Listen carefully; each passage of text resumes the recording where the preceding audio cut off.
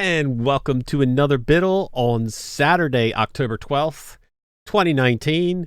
How's everybody doing? Good. Doing Fantastic. Thank you. Hello. Well, it seems like we did this before today already, but we did have the Biddle Europe earlier, and that was a fantastic show. If you didn't see it, you missed a lot, and you should probably go back and watch it, but not until later. All right. Now we're going to talk some more Manjaro. And if you've seen the Biddle Europe already, we may cover the same topics. So there you go. It covers that. All right. We are trying Manjaro 18.1.0 for the Distro Challenge. And we did give it the 2 weeks testing of it. And we're going to get our final thoughts on it tonight. So, PZ, you want to start it out? Yeah, there was an update I wanted to give to my chat about Manjaro last week. And that's the fact that I was noticing a lot of chatter around the internet that Manjaro wasn't getting updated. So I went running around because it's quite unusual for Arch not to update. And I know that they hold back some updates, but they still all trickle through by comparison. But there hadn't been one, some people were saying, for 2 or 3 weeks. And I found out that they were apparently having problems with a GNOME 3.34 upgrade. But the hint was, well, if you really want your updates, jump on the testing branch and see what happens. So fingers crossed, I jumped on the testing branch. And let me just have a quick look at my notes because I always forget the figures. There were 453 updates from a fresh install, and that equated to about 1,393 megabytes. I thought, oh, here we go. Pressed it, got updated to the 5.3.5-1 Manjaro kernel as well, rebooted back into KDE. Brilliant. Everything was working. No hiccups, no error messages, no warnings that I hadn't done something right. So really, really good job to the boys and girls over there at Manjaro. It was a superb experience. And I mentioned it much later in the show before, so I'll mention it now. The 2 things for me that really stand out about Manjaro are the installer and the fact that right out of the box, I don't have to do any messing now with my RTX graphics card. I'll have to put no mode set in to get the display, but then once I've picked all my options and I've said non-free drivers and I boot into the distro, everything is working perfect out of the box. It's great. And then if I do want to mess about with the kernels, they make it so easy with their kernel manager. Open it up, pick the one I want to play with, tick the button, click install, reboot, and it's just an awesome tool. So I really wish other distros made it so easy to get NVIDIA and kernels installed. I guess Ubuntu have done that now because I do the same thing. I just no mode set, pick the drivers, and away we go. But yeah, I've been using Manjaro on and off, I guess, for about 4 years, and I was an XFCE fan before, but I think I've been converted to KDE now. It's brilliant. It just works for me. I love it. And the theming out of the box is exceptional. Very nice. Very nice. I do want to mention before we move on that we did have them, Bernard and Philip, both in the Biddle Europe. They are here with us again. Hats off to them for staying up till, 2 o'clock in the morning for you guys? I appreciate that. So, and Philip's not driving this time, so that's a plus, right? All right, That Dan. makes it slightly less entertaining. Well, slightly less entertaining, but we don't have to worry about anything either. So there you go. Dan, what do you think of Manjaro? I really like Manjaro. It is probably one of the top distros for me. It is something I've run long term in the past. So, I mean, it really works well. This time around, I tried 2 different versions. I tried the LXQt community spin, and I also tried the i3 spin. Both are really great. I'm no real major issues. One of the things I did notice though in the LXQt variety was I was unable to find a web browser by default. So, I mean, it's easy to install, so that was no big deal, but I was a little shocked. Unless I missed it, I may have. I sort of half expected to see like Falcon maybe or something like that, one of the cute browsers, but I didn't.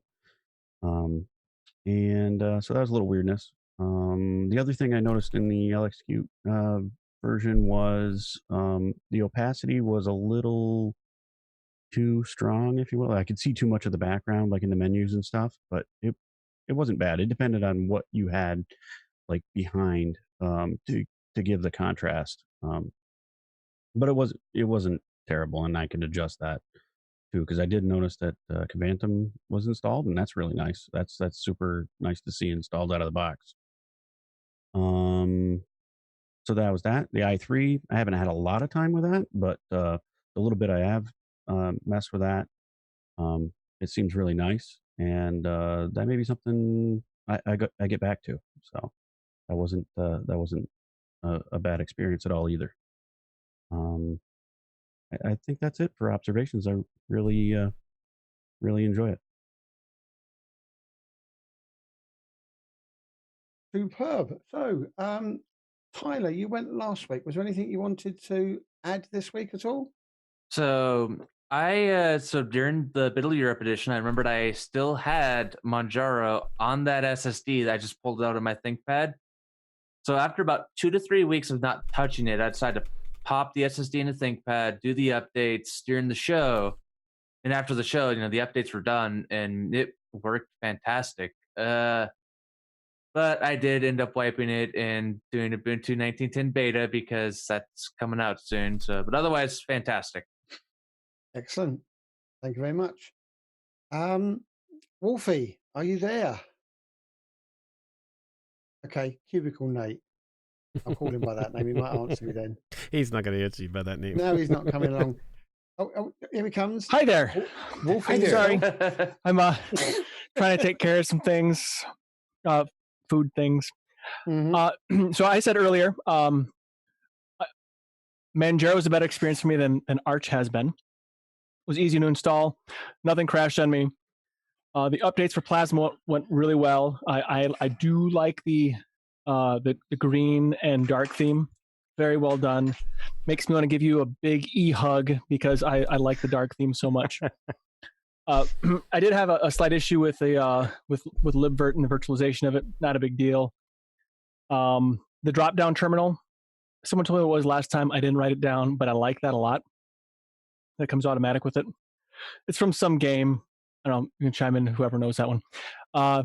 The update required a user password, but that's that's all fine and dandy. And yeah, so I thought it was pretty great. I didn't have it. I mean, I haven't tested it long enough really to see how durable the installation is, but based on what Tyler says, sounds like it's pretty durable in dealing with delayed updates. So I appreciate what you do. It was a good time.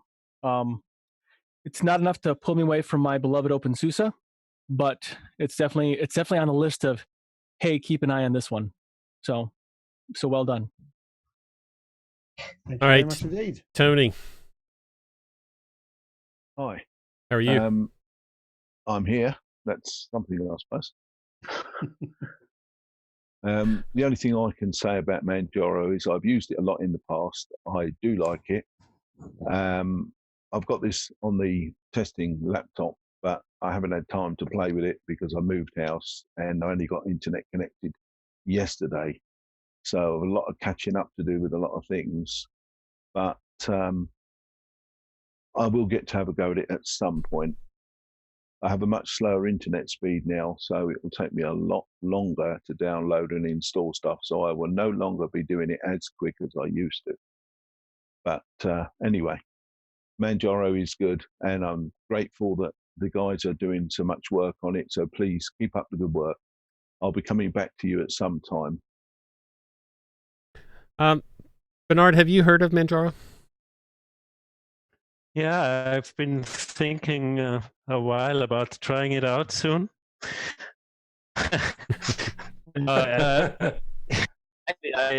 running it since 5 years. My initial move to Linux was with Ubuntu because I was quite shy. I was afraid of not finding my way around, and yeah, it was quite foreign, and so I tried to figure out what is the safest alternative, and then I went with Ubuntu. But then I was trying it on quite a new laptop, and I figured out that my touchpad wouldn't work properly, and I was investigating stuff, and so I ended up finding out that I would have to wait for an update for the kernel for about half a year or so, and then my next best choice was Manjaro, and somehow I broke it twice or three times completely quite early on. And then I tried to fix it instead of reinstalling the second time. And yeah, that's how I got hooked. And there I am. So I dug deeper and deeper into the matter, and I really got to love it. Yeah, about the update delay, of course, we were quite intimidated by the Manjaro challenge by you guys. So we thought we better not update until the challenge is over. Oh, I'm sure that was the reason. Yeah, it was the main reason. But also, of course, the big GNOME update, it took a while for us to adjust all our secondary packages, the custom theming, and we got it working about 95%. I would say there's still some tiny issues, but we couldn't wait any longer. We already got these terrible threats on Twitter. If I'm not receiving an update by tomorrow, I will switch to Arch. So we thought it's really about time. We need to move forward.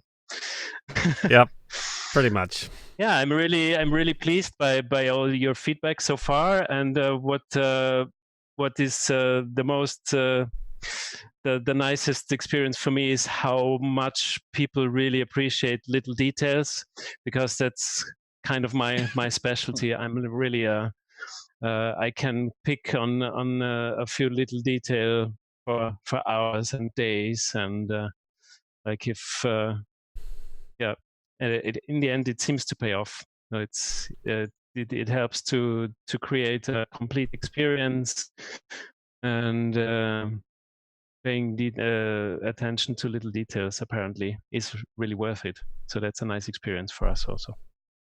Yeah, definitely. I can attest to the little details are definitely paid attention to for sure.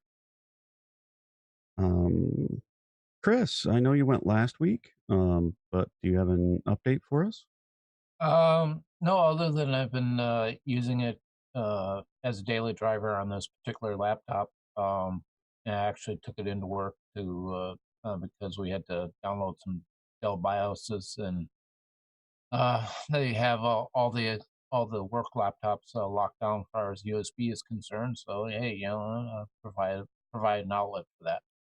But the one of the things that my boss always said is, don't worry about breaking things. It just gives you an opportunity to learn how to fix it and impress the client. So,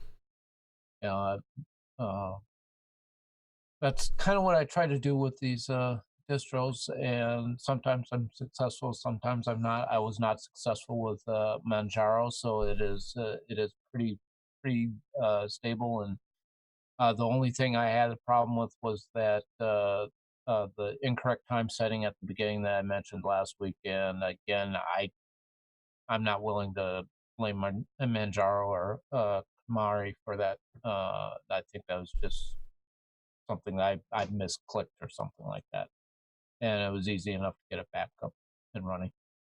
With that, I'll let someone else monopolize the time here, because I don't really have any other updates. Okay, well, thank you. Good to know. Colin, how did you make out? I've been running Manjaro for the last 3-4 days, I think. So I've been sort of messing around with some of the, I don't know if you'd call them obscure or just the little features that they have in there to try out. Now, I'm very interested in the fact that they've got snaps and flat packs. So I've been trying to install those, but they seem to be slow. I don't know if that's my internet connection, or it's the utility itself, but it's very slow installing stuff. So I'm not sure what that's all about. But I am interested in knowing what is the name of this utility. B-A-U-H. Can somebody shed some light, please? I bet it's BAW. Bore? Is it bore? B-A-U-H. I would think it would be pronounced BAW. I watched your video and that when you brought that up. And I'm thinking, I'd say BAW. Bernard? It's bau. It's Portuguese, apparently. Bau, Portuguese, but I forgot what it means.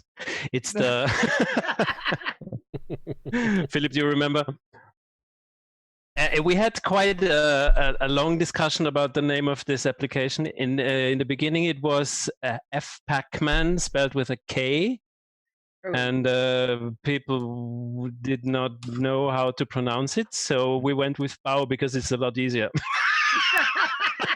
Sounds good to me. That was one of my selections. I'm happy with that. I quite like the introduction of the Manjaro application utility. Now, I'm assuming that that's pulling from the Pacman repos, and it's just an easier way of installing applications. Would I be correct in saying that? During install, you mean? Yes. Yeah. Okay. All right. So that's... Yeah, what it does is basically it's just a pre-selection of programs you might need for any sector, and just a few suggestions matching the actual desktop environment you are installing. Okay, and then you can just click a selection, and then it installs it the normal way. So it's like a popular app sort of like feature as... Yeah, exactly. Just like a pre-selection, mainly for people who don't know what the names of the applications would be, or also to find your favorites, so to say. Sure. Yep, that's a nice little feature. It sort of reminds me of the MX installer. It looks a little bit similar in the way it operates. So it's a nice little addition, I must say. I noticed they got the LSHW, the list hardware, but it didn't seem to be working. The LSHW is that it didn't seem to bring up any information that was like a list of information. I'm not sure whether I'm not using it right or not. You might need to run that as administrator, so like sudo. Oh, is it?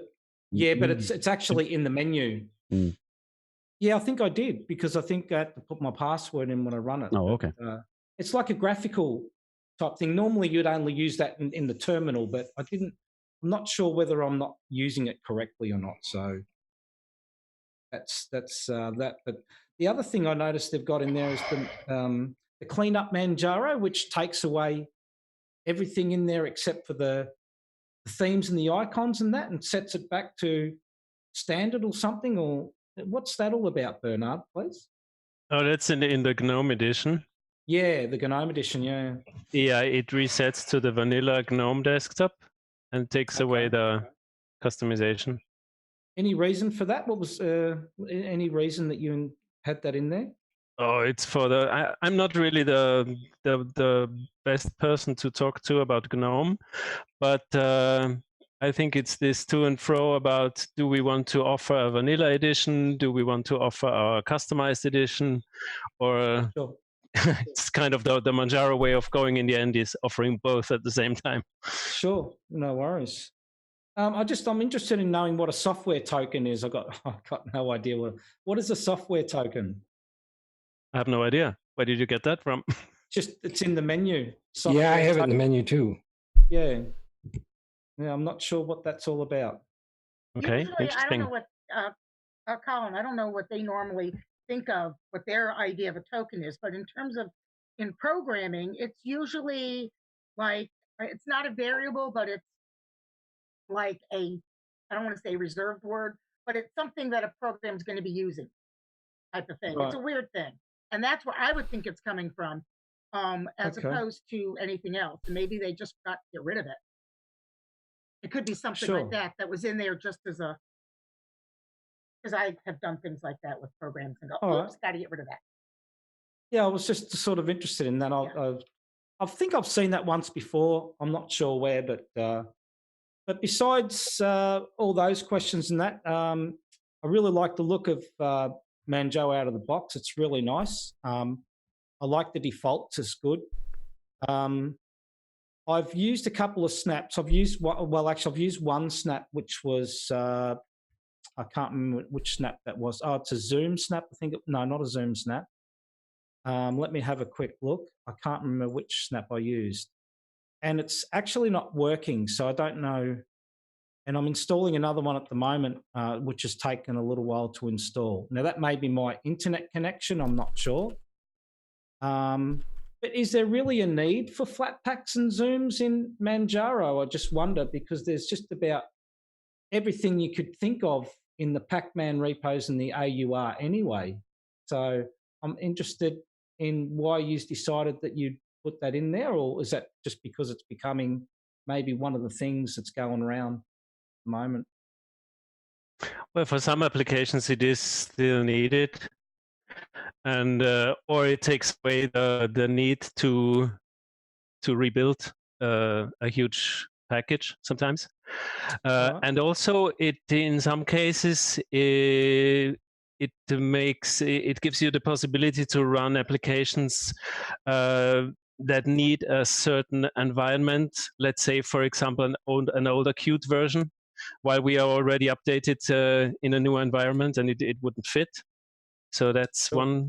one use case. Absolutely, yeah. And also we are, it's also thinking about future possibilities. And maybe Philip can talk about this a little bit more in detail later. We are thinking about providing like a base install version, container based, with the base Manjaro system, where you could then easily plug in like snaps and flatpaks as like a modular system. Mm-hmm. Sure. And the other thing, Colin, as well, is you've got to remember that although it's the based upon Arch, not everybody likes to use the AUR, so they might be more comfortable with Flatpak and snaps. Yeah, sure. Yeah, that's a good point. Yeah, no, that's a fair, valid point, I must say. Yeah, I was trying to think of some of the use case reasons, and that definitely would be one of them. Yeah. And I think another thing is that with Flatpaks and snaps, a lot of the time the official developer of an application will release through those venues versus the AUR. You don't know who's putting that application on the AUR all the time. Okay. Yeah, that's a fair point. Yep. Okay, that's good. But my experience with Manjaro so far is very good. I've noticed they've got quite a lot of tweaks, not tweaks, extensions out of the box, which all seem to be working now. I have updated to the latest 3.34 yesterday, and all seems to be still running okay. I haven't checked everything out, but as far as the standard menus and everything goes, it's still running pretty good. And I like the fact that you put what Zorin does is you've got that Arc menu in there in the GNOME desktop, which just gives you that standard menu that a lot of new users would probably find a lot easier to use. So that's a good implementation as Colin, well. So, do you have a high DPI display? No, I don't know. All right, never mind. No. Cool. And that's pretty much me. I'm enjoying Manjaro at the moment, so it's a job well done. Excellent. Thanks very much indeed. And I took the liberty of jumping on the Manjaro forums, and I'm not going to try and pronounce that word because I'll completely butcher it, but it means chest. Which one? As in a chest where you can put all your treasures. So that's what that software word means, bower or bowl. Oh, bow. Oh, okay. Chest. Yeah. Oh, chest. okay. It means chest, yeah. So Barbara, we're on to you next, my dear. And I know you don't really have a love for Arch because of that wonderful Antagos experience we had that way back when. Yeah, that really kind of really soured me to Arch or anything that's Arch based. But I didn't install it. I didn't even run it. But I did spend some time this afternoon watching Colin's video on YouTube and Derek's video on YouTube. So, I mean, I think it's something that I would like to try at some point. I mean, they really had some really good things to say about it, and it didn't look as hideous and didn't have some of those issues. Say it that way. That Entergos had. So I mean, I still have it sitting on a flash drive. So I'll probably have to download an updated version and try it at some point. I don't know, Barbara. Bill had said earlier that the Mate version of Manjaro was excellent. So. Well, that's the one that I would use anyway. You know that because I have my baseline as Ubuntu Mate, and everything's got to meet that standard. Well, give it a go. I think you'll be pleasantly surprised over the Antigos experience we had. And in fairness to Antigos way back then, I think that was mainly just the installer woes that they had. Oh, that was ridiculous what it did. I mean, it said, "Oh yes, everything's successfully installed," and then it had I had boot bark and it ate my grub. Cool. All right then. Well, thanks very much indeed. Frank, have you got anything to tell us, my friend? Bill, rather. Frank, Bill, SMC. He's gone. I muted myself because I'm incompetent with computers. I was trying to tell Barbara that she really needs to install the Mate spin, the Mate spin. I'm sorry. It's very well done. They're running 1.22, which is what we're running on 1910. So it really looks good. They've done a great job. It's really funny. I run the testing version. I'm not crazy enough to run anything Arch-based in the unstable area, but I was on an earlier show, and just 3 hours later, I'm installing 37 packages. So, but I mean, like I said, everything is wonderful. Stefan, I believe they said, is the one maintaining the Mate spin. Does a great job. This is phenomenal, and their team definitely check it out. Then, thank you. Their team is phenomenal. I don't really love GUI updates, especially Arch-based GUI updates, but PAMAC works great on Manjaro. So, like I said, you guys are doing a bang-up job. I just want to see the driver safety video that you're going to release later. That's what I'm looking for. Yeah, we're going to have to release that. We're going to have to put a disclaimer on the Biddle Europe show. Just saying. All right, Dan Kelly, sir, how are you? I'm fine. Last week I had Manjaro on virtual machines. Today I'm using one on real hardware, and I'm using it right now with you. And which version you try? The GNOME. I normally don't like GNOME, but I thought I'd torture myself and go down that road and see if I could get a different opinion on what I really feel about GNOME. When I installed it, I got a strange experience. When I was running the installer, the screen slowly started to turn orange. And I'm thinking, what is this, the Halloween edition or what? And it stayed orange until it asked for a reboot. And the install went great. I went Express all the way. And no hiccups or anything. And when I restarted, everything returned back to normal. So then I had a wonderful looking Manjaro.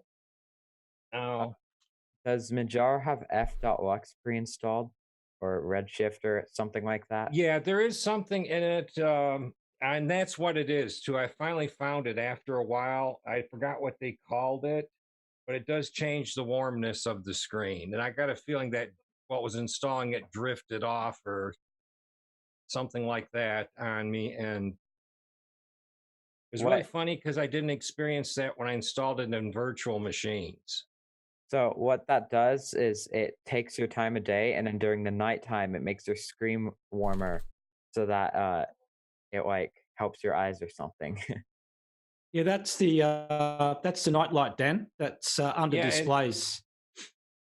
Well, yeah, after a while, I kind of figured that much out when I was playing with all the controls and stuff like that. And I forgot what they call it, but it's similar to night shift.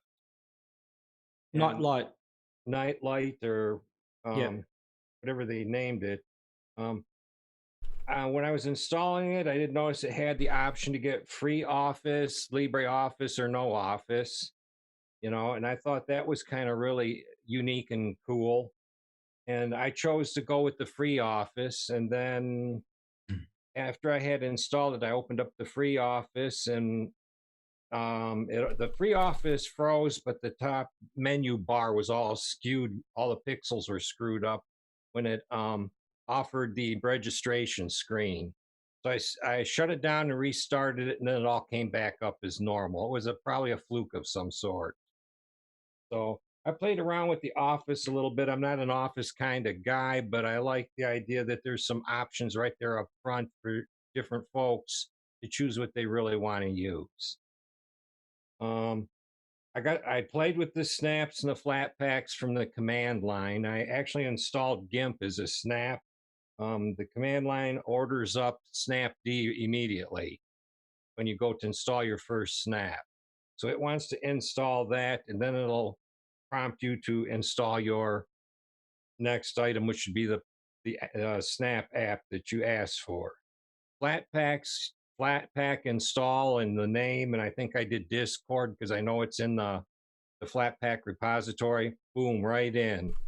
It takes a little while because it's a Flatpak to download and install it, but it does it pretty smoothly.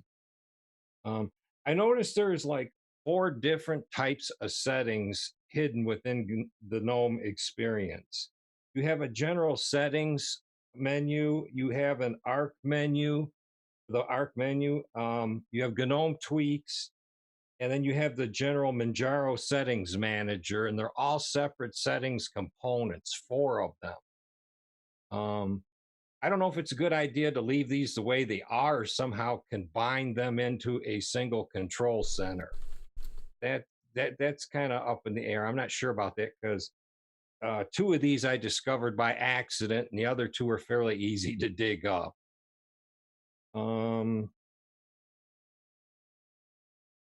I did get the... I did run into a situation about when you guys finished your Afternoon Europe show. I actually got back on this distro because I had to go to another distro to get something off of it earlier today. So I got back on Manjaro, and it wanted 375 updates, immediately ordered up.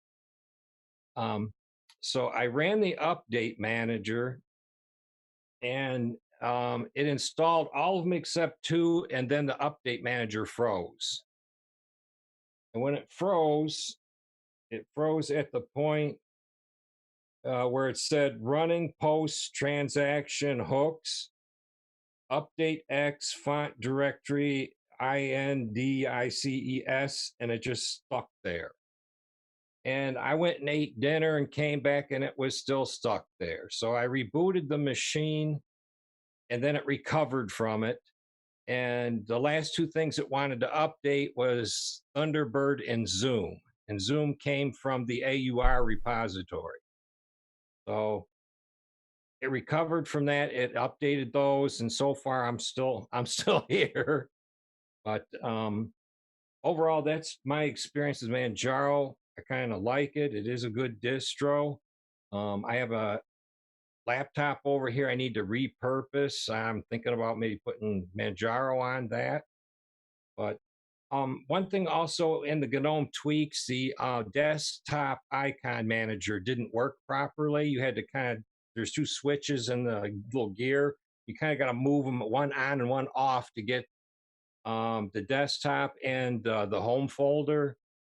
And the trash can never worked. After the update, now you get everything, including the trash can. The only thing you don't get still is the computer, which other distros put up there. But this Manjaro may choose not to display that. And I won't take up no more of your time. That's my experience with Manjaro. Very nice, very detailed, Dan. Thank you. Well, I've been using it for a week, and when I go that long and I try to come to you with a running distro, I like to take notes because I'll forget the stuff as soon as it happens. I know what you're talking about. All right. You have the developers here, and I figured they'd want to hear anything that came up while I was using it. But then, were you in the testing branch? I think I got the stable one. Really? Okay. I chose the GNOME one from the stable part of your website. And then you only updated today or yesterday, and Today, you had this no afternoon. updates before. Okay. Right after the last time you were on this show, I had started my updating. Okay. Yeah.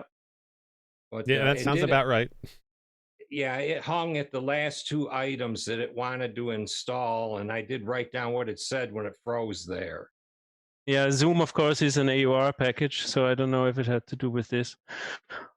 The last two items was Zoom and Thunderbird that were left uninstalled. Okay. All right, Steve, how are you? Good evening. Notes. Oh my gosh. More notes. Go ahead. Love notes. Go ahead, It's dude. freezing over, I'll tell you. First off, I great kind of a great distro. I did have problems on the installation. I have my testing laptop is an HP 8460. I did have problems with Endeavor on this, and I never actually got it installed.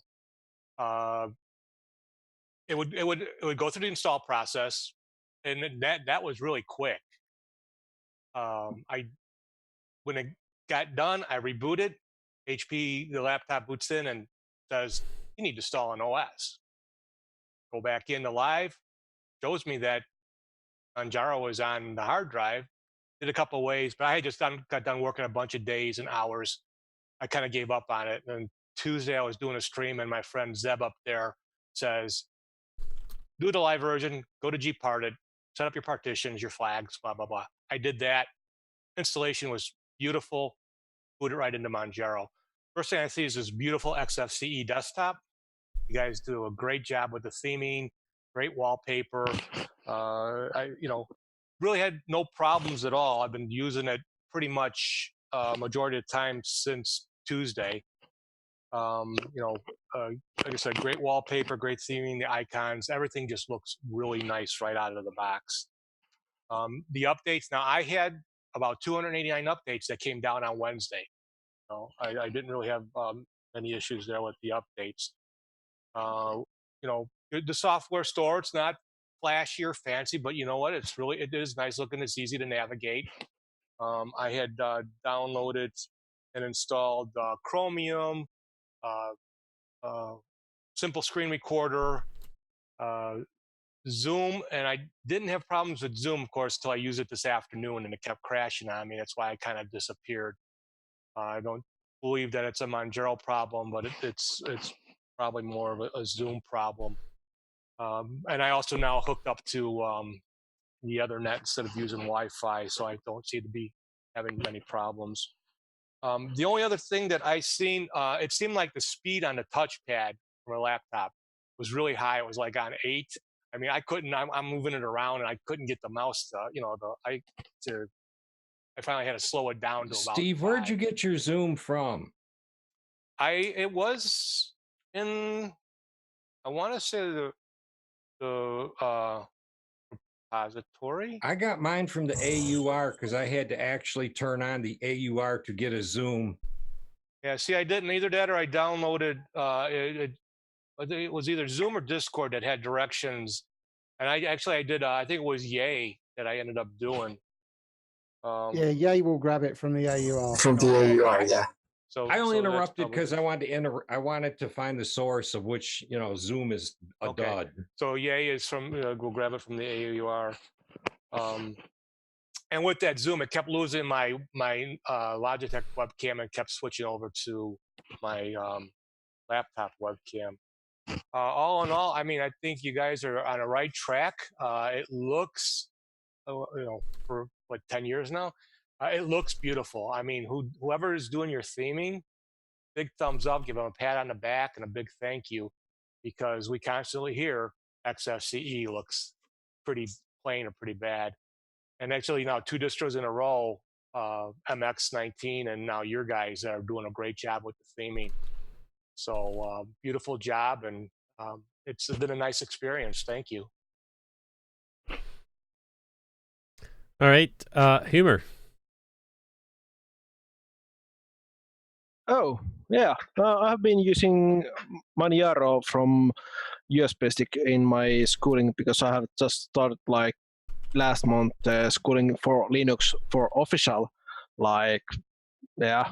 well, I have been using it for 4 years, but it's funny. And it's been okay, even it's like 3 months old live USB session or something. Works. I'm happy. It's good. All right. Derek, how are you, sir? Hey, Rocco. What's going How's it on, brother? Oh, not much. I see you made a Manjaro Awesome video earlier. Yeah. I wanted to actually just try an edition of Manjaro I've never run. I've tried pretty much every edition they've done. I'm a big Manjaro user. I actually have the Manjaro i3 edition on one of my laptops right now. For the entirety of 2018, I ran Manjaro on my main production machine. Every video I produced on my YouTube channel was done on Manjaro, either the i3 edition or the KDE Plasma edition back in 2018. So I know a lot about some of their main editions, and I wanted to try one of the community editions. So I grabbed the Awesome Window Manager edition, but I'll say it wasn't that great of an experience because the ISO was too old. It hadn't been updated in a while. So I probably wouldn't recommend anybody checking that out unless you're good with doing like a 500 package update as soon as you install. But it was okay. It was, that particular ISO was also based on the testing branch of Manjaro, not the stable branch. So you might want to take that into consideration as well. But as far as me running Manjaro for a long time, they probably make the best i3 edition as far as a out of the box i3 experience. Anybody that's wanting a first tiling window manager, if you've never used a tiling window manager, Manjaro i3 always one of the distros I recommend people check out. I know, don't know if Bernard has something to do with the i3 edition, but one of the biggest complaints people have about the i3 window manager, and one of the biggest complaints I've always had about it, is the default key bindings. Instead of HJKL, the Vim keys, they do JKL semicolon. And I wish you guys would make a stand and put that back right and put that HJKL, because when I hit J and expect it to go down and it goes to the left, it just There might even me. be a commented line in the config with the other settings. Have you checked? Because Well, this is an eternal discussion. I know. Yeah, I change it every time I install i3. Yeah, so I'm used to it. I have my own configs anyway. I just pull down from GitLab. But it's one of those things. People post that issue with the i3 guys, and they never plan on changing it. They just say get used to it. But every other every other tiling window manager, and of course Vim and all the Vim-like applications all use HJKL. So when you move it over that one key, it's so irritating. Well, I can't imagine. You can see why they've done it, because the J is the home key for your right hand on the keyboard. Right. It's part of the home row. It's just they're the oddball out. Everybody else is. But it's the original i3 default, right? Isn't it? It is. Yeah. But yeah, the i3 edition was great. Like I said, I've made a ton of videos. I've got like 530 videos I've made on my YouTube channel. Probably 300 of them I made using Manjaro. Using things like Kdenlive and GIMP and Audacity. I've always been a big proponent of snap packages, and they've always worked just flawlessly in Manjaro, even sometimes better than what they were working in Ubuntu. Ubuntu had a situation where sometimes it would take a couple of minutes when you launch a snap for it to open.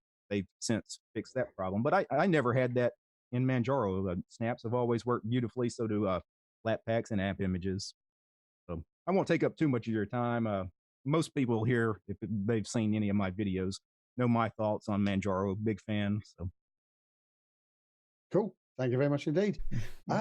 Benjamin, welcome to Biddle. And did you try Manjaro? I did. I actually grabbed the Architect edition and tried to install it on my secondary laptop here. And I went through the installation, grabbed i3 and all that. It took me a few tries, but eventually I got it installed without a hitch. And then I was browsing through the PAMAC, through the software, and I found Manjaro Architect in the repo. So I says, I had a crazy idea. I downloaded, I installed it, and I ran it to see if I could install Manjaro right on the USB drive. First time I ended up blowing up my whole installation. I don't know what I did wrong. It installed it on the USB stick, but it wiped my installation somehow. Not sure what I did there. The second time I did it, it worked without a hitch. Kept my installation and installed it here. I have to say I'm impressed by that. Um, I'm running vanilla Arch on my host system here, but I have to say that so far what I've seen from Manjaro, it's won me that if anything were to happen, God forbid, to this system here, Manjaro is what I'm going to be putting on this machine. That's always a good testament. Thank you very much indeed, Ben. Ivan, welcome. Hello, everybody. I just You're a wanted little to loud, Ivan. Just so you know, the volume's a little loud, brother. let me fix that up here real quick. So, is it better now? Yes. Much, much better. Wonderful. Okay, so basically, I am completely biased. I love everything related to the project. Manjaro has been my daily driver for the past 3 years. 3 years already, and it's been working better and better with every single release. In the past years, well, before when I started using it, I've been always been using it on NVIDIA hardware, and before it was really a nightmare. And whenever you would have a new update, it would always crash on you at the boot time. And a couple, I believe, a year and a little bit more than that ago, and that got completely fixed. Ever since, I have had zero issues with the NVIDIA drivers. It's been working flawlessly for me. I've started using the GNOME version, then moved to KDE, and I use also, well, I do upload with i3 as well. And I must say that I'm really happy with it. I mean, the overall nice look that those desktop environments have by default, the way you guys present it to people. i3 is so it's so useful to have all those shortcuts on the desktop right when you access to it. It is so nice. Overall, it is a really pleasant experience for me. It's been, and I had just a couple issues in the past with the last releases. The first one I had was with the high DPI support. And this might be a personal issue only. I haven't had the time to look into it as much as I wanted. I'm using it from my laptop, and I do have a TV that I connect to from time to time. So whenever I am on i3 or trying it from KDE most of the time, which is the one that I use the most, unless I mirror the screen, if I use another one, like an extended screen to connect through HDMI, it'll completely crash all the applications that I have on it, and it'll stop working, or simply just you will have those weird scaling issues. And but other than that, I mean, I tried the free office that was offered with the next with the last release, and also when it was only on beta. And I must say, it is a really nice piece of software, and I have never tried it before, and I was amazed by the compatibility that it offers in relation to opening, any kind of Excel or Word or any other Microsoft documents. and I love it because it makes it takes away most of the hiccups and issues that you as an end user, final user using it for the first time would probably have. And also, well, although it is not recommended for new users because of this being based on Arch thing, of course, I utterly love it. I mean, it's so slick, and you can tell by the customization, and from the very beginning, you can tell how, it seems like you put all your heart into it, and I really appreciate it. Thank you so much, Bernhard, as well for all the great job. And I'll keep on using it, and the forums are fantastic. So next week I'll be just posting some of the issues that I have there. But I really appreciate it. You guys are nailing it with this new release as well for the KDE version. Thanks, Ivan. That's a good report. Pizza, long time no see, or at least for me anyway. What do you think of Manjaro? Well, I went over it in the European edition, so I'll make this brief. I installed Manjaro, the minimal edition of GNOME 4 or 5 weeks ago before 8.1 came out. And of course, I upgraded, so technically I am on 8.1, but the ISO was like 8.0.1 or something. And sorry if you can hear my brother. But I installed it because I needed the AUR for a video I want to make. And I was too lazy to install Pure Arch. So I wasn't a fan of the customizations they made to GNOME, but I really liked the cleanup tool. So to get rid of the customizations, you just get a stock desktop. All you had to do was run the cleanup tool, and then it would automatically set it back to stock. And I really like that feature. Every distro that customizes their desktop should have that feature. Now, I did have a issue where I use Canadian mirrors even though I'm in the US, just because I live in Seattle, so all of my mirrors, I live really close to Canada, so I tend to get faster download speeds on Canadian mirrors than I do American mirrors. Well, one of the Canadian mirrors broke, and I set the mirrors through PAMAC, and for some reason PAMAC only uses mirrors from that country, which I guess makes sense, but there's only one Canadian mirror, and it was that one, and it broke. So I had to switch to back to US mirrors because of that. Now normally I don't use Plasma because every single time I use Plasma, there's always a major bug where I customize everything and then I'd reboot or log out and log back in or something, and all my changes would be gone.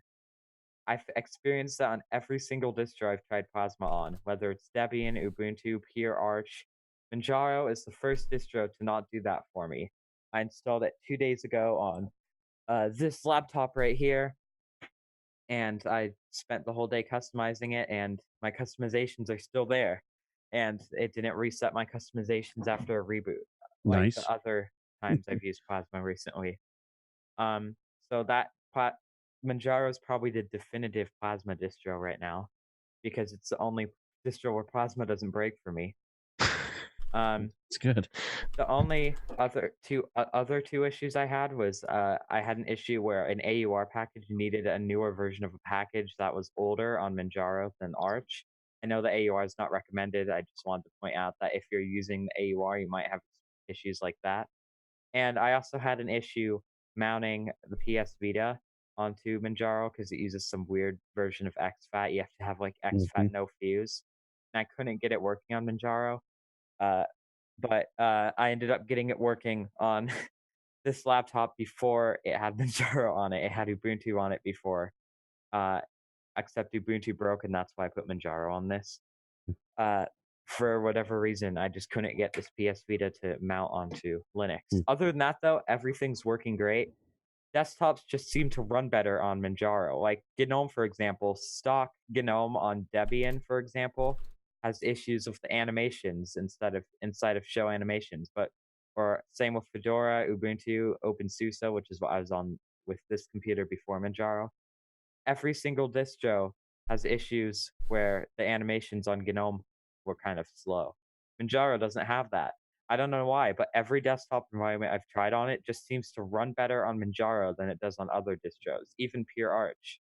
So I don't know what kind of magic they're using, but it's just every desktop runs with like no bugs on Manjaro. So great desktop support. Nice. That's some high praise. Definitely, that's good stuff. I will say that Plasma was I've ran that in Manjaro, and I'll agree that's it's one of the best. Dave, you're up. Your thoughts on Manjaro? Same as last week. It's been on for a week. It's still buttery smooth. The only issue I had with it was of my own making, because I normally run Plasma, but I decided to try, on Derek's recommendation, the Manjaro i3, and I put it in. And the only time I had an issue was the first time I opened up Steam, and all the nice little pop-up windows that normally come in. Suddenly, we're tiling everywhere, and of course, 5 minutes later, somebody in Telegram is like, set them to floating. And I'm like, open up the config file, change it over to floating, everything is fine. So I love Arch. I run, either OpenSUSE Tumbleweed or Arch on all my machines. So, except the old MacBook, which has Peppermint. But I love Arch, and Manjaro does a great job with it. Anytime I'm not going to build my own from scratch, I will usually start with Manjaro. So thumbs up, as Nate would say. Dave, you really shouldn't be shy about sharing your love for Arch. It's really a shame you don't let us know these things. It's hard for me to be forthcoming about that. Is it? Okay. Yeah. Open up, Dave. Really, open up. Finally opened up. I'm really glad you finally. This is the trust tree, Dave. This is the trust tree. You can trust us all here.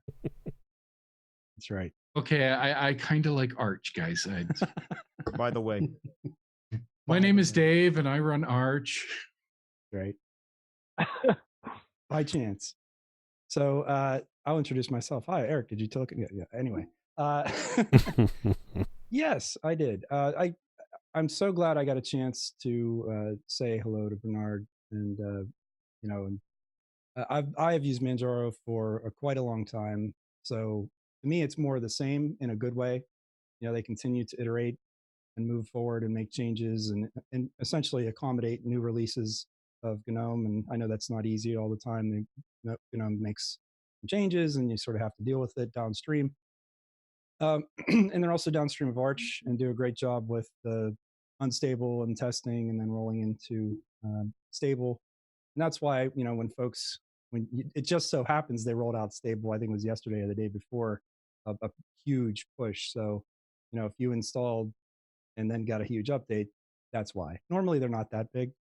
But I know with GNOME 3.34, there was a lot of stuff that had to get looked at and tested. And but like I said, I run two different distributions. It's either going to be Arch-based or Ubuntu-based. And that means anything based on those, all the derivatives and flavors and spin-offs and all that stuff. And I said it earlier in the Europe edition. Basically, you can either take the time and run Arch and set it up yourself if you have the interest and the desire to do that. It's time-consuming, can be frustrating at times, and you often find yourself weeks later still installing little things that you would sometimes scratch your head and say, well, why wouldn't you ever need that on a desktop? But that's just the Arch perspective, that they don't put anything in there that they don't feel is absolutely necessary. And for a lot of people, that's how they choose to run their system.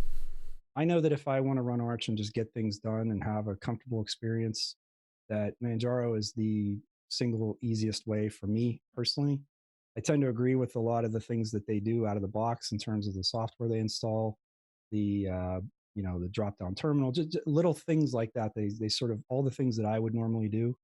It's kind of how I feel about Kubuntu in a lot of ways for the Plasma desktop on Ubuntu. It just suits me so well that I can get a system stood up and running and usable for what I do very quickly. And I really appreciate that it saves me that amount of time.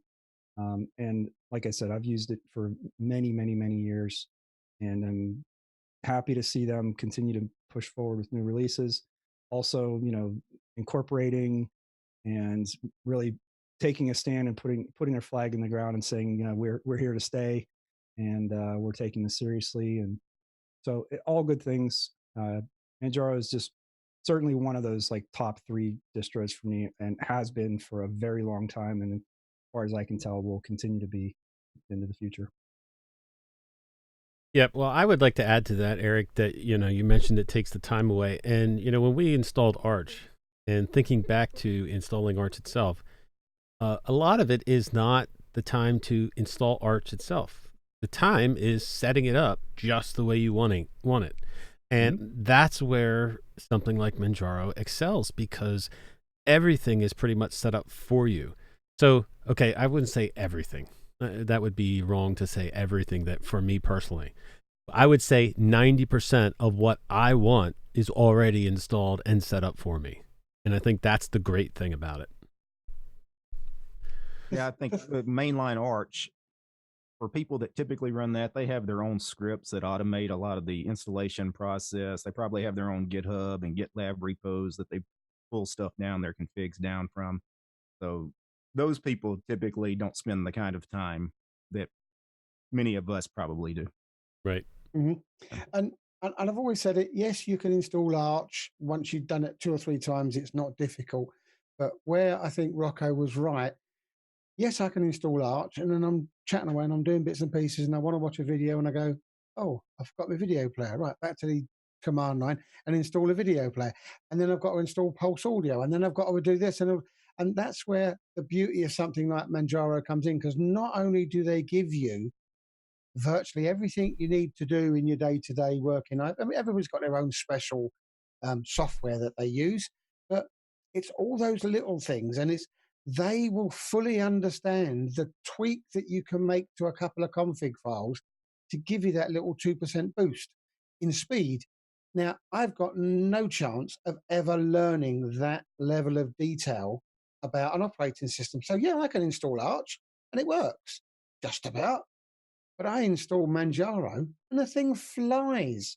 So it's fantastic that these guys have taken their time and knowledge and experience and made a distro that just for me works so well. That's the beauty of Manjaro for me. Takes away all that headache. Yeah, I can install Arch, but I don't enjoy doing it.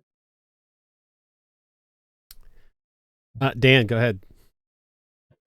Okay, there's this issue with the swap file. Is it really in the install, on the Express install, to choose whether you want it or not?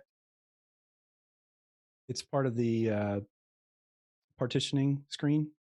You can choose whether there's no swap, a minimal swap, or a hibernate swap. Yeah, because I didn't catch that. And it was after you had done your swap video, I had watched it.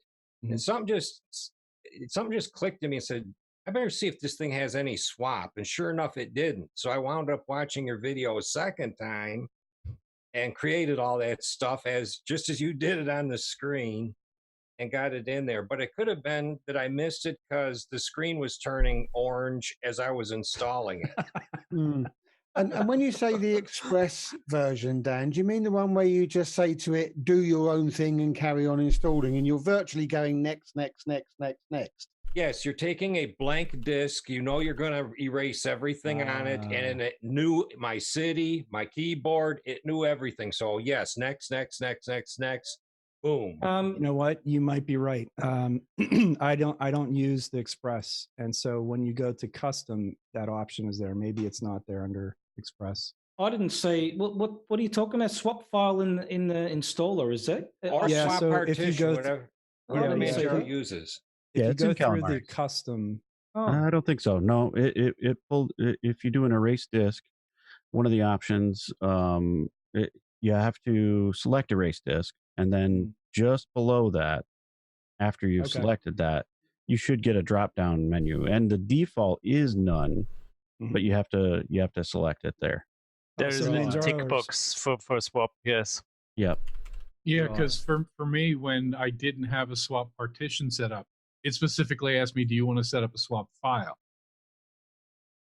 And I had to tell it yes, set it up. The default was no, just let it go without one. But I know systems tend to go nuts if you don't have at least a 1 gig swap Maybe. file or Yeah. swap partition. I used the next method while the screen was turning oranger and oranger and oranger. Yeah, so you skip right over it. There you go. It's all good. Well, my partitions are normally set up anyway, so I just go to something else and they're already there. So I probably wouldn't have seen that option either. So that's. But if it probably wasn't for Eric's video, I wouldn't even thought twice to even check if there's one there. Well, what I've been doing, Colin, is I usually set up the partitions ahead of time, like you said. But what I've been doing is using that as a gauge on how well the installer's doing. So the first time I go through a new distro challenge, I will install it and allow it to partition it, because there have been bugs in the installer recently about having issues when you don't pre-format the drives. So that's kind of like a test for me to say, hey, whether it's working or not. So. I might have to Probably start good doing anyway on that, Dan. When I do custom partitioning anyway, I never create a swap. It's not needed really. See, we had this discussion last week. You should have been here. I know. Derek. That's why I brought it up. Yes, it your 2 is. cents was valuable last week. Now, Well, it's Dan, needed. are you one of those crazy people, Dan, who doesn't even read the end user licensing agreement either? Oh, those I do, including the Windows one, and that's why I'm here today on. Now, if you Manjaro actually with read it, you wouldn't be here. You'd still be reading it. You read enough of it to come here. I read enough of it to say I got to the telemetry part, and that's where I'm like, I got Windows installed, but I'm not using it. It's on this SSD, and I haven't updated it in 6 months. Yeah, no telemetry from there. Start your new job as Bill Gates' tall boy. Yeah. I find no use for Windows other than maybe an app or two I got that I have to have. And All a right. virtual machine works great for that. Anything else on our experience with Manjaro? Just wanted to say I was installing GIMP as a snap, and it is installed and it is functioning correctly. So I don't know what happened with the other one I installed, was the GUVC view. That didn't work, and it was asking for permissions in the file as well outside the containerized thing. I did run the recommended command in the terminal, but it still didn't work. So it doesn't actually open. So it must be a problem with that particular snap, because GIMP's working fine. I just thought I'd mention that. GIMP works for me too in a snap. Yep. All right. There's one last thing, sorry. Go ahead, I Ivan. really wanted to point out, and it is related to, is it a grab screen that appears at the beginning whenever you boot into it? Yeah. So this grab screen is so valuable, so amazing. I mean, I'm used to it because I most of the time I'm installing Manjaro in any desktop or version, but it is so useful to have all those customized options there. I do not use it, of course, with English only as my native language sometimes when I'm installing, and also the keyboard configuration and everything else that comes with it prior to even booting into the actual Manjaro. I mean, that's something that I wish every single other Linux distribution had available right off the bat at the beginning of it, right when you boot into it, and not many do it. So I just wanted to point out that's crazy that nobody else is doing it as well as the team is doing it on Manjaro, and I really appreciate that option. Very nice. All right, that is our take on Manjaro 18.1.0. Thank you, Bernard and Philip, both for being here. We did talk to you guys and ask you questions about Manjaro in the Middle Europe, but I think we're still going to ask you a few questions if you don't mind. Philip has been awfully quiet. I think he fell asleep. I think he fell asleep, dude. He's falling asleep. Yeah. He wrote me a message that apparently his camera is broken, but it's not really an Oh, excuse why we don't hear him. Night shift turned on. Are you sleeping, Phil? No, I'm not sleeping. Okay. You hear me? Yeah, we can hear you. I think my camera is on some night mode. I don't know. The room was darker and it dimmed down, and now it's stuck on this mode, which is just a shown back.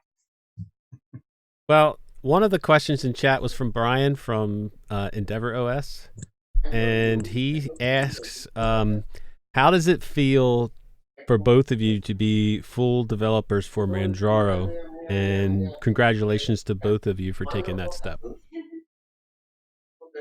No, it's quite a challenge because you have to see what the community is actually about. And since we have no more time to actually browse through the forums, we see also that many people still report bugs in the forum itself. So I went ahead and collected everything I found about PAMAC, and that helped us that Guillaume from France was actually able to release the PAMAC 9.0 release.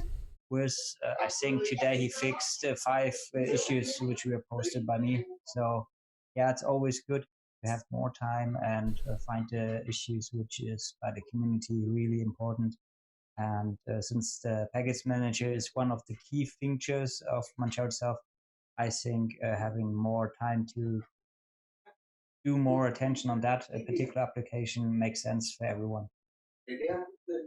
So let me ask you, last week was it last week? We had a minor discussion about the target use case for Manjaro. We talked about whether it was geared towards newer Linux users. And I guess I want to get both of your takes on it. What is the desired target for Manjaro? Is it targeted to brand new Linux users?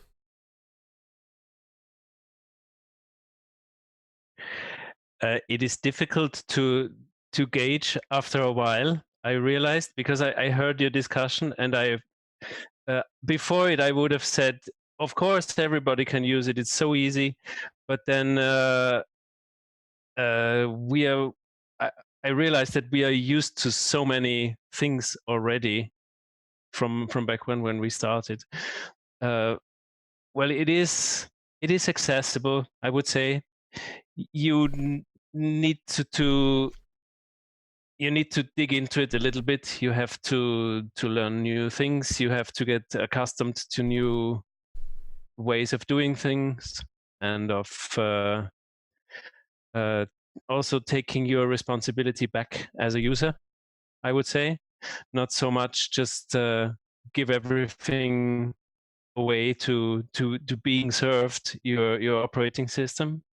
So it takes a certain kind of an attitude in the beginning. But from there on, many people have overcome their allergy of terminals. And you need to use it from time to time. And I think you should. And after a while, it's the easiest approach to deal with Linux, I think. It's even easier than a GUI. So often I don't really use why I would use a GUI. But then, yeah, to answer your question, I'm not so sure. For the intermediate user, absolutely. For the total Linux beginner, possible. I would not say target, because it's even though the community, the company now has to think about what is our business model, what are we going to try to sell, whom are we collaborating with. But in this regard, I think you should really keep the community idea separate. So it's about the distribution is popular and many people like to use it, and we're not in a position where we try to push people to use Manjaro. If they like it, they can use it. If they prefer something else or Windows, then they should use that.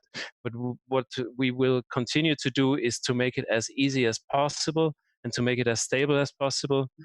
But of course, it's not a guarantee that you don't need to learn something about Linux, and that you not every now and then you will have to interfere and fix something, or at least come to the forum and figure out a solution for something that you need to change or whatever.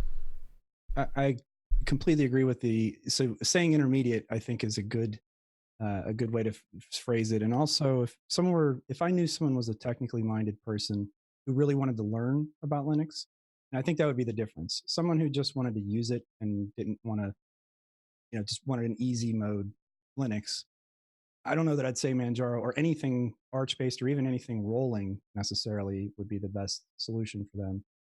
But if I knew someone who was technically minded or who was really interested in learning about Linux, I would say, Manjaro is a great starting point because it gives you the setup so you can get in and start using the system.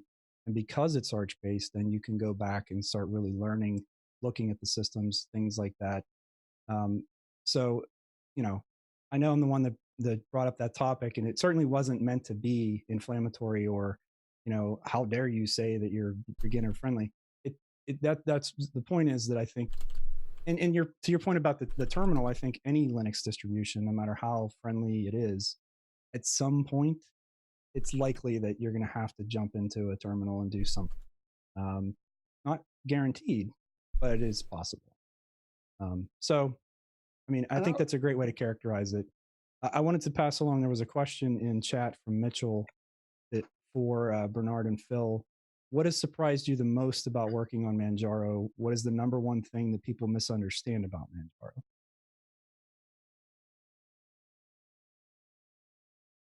So I guess if I were to characterize the question, you guys have been doing this for a long time in terms of maintaining a distribution.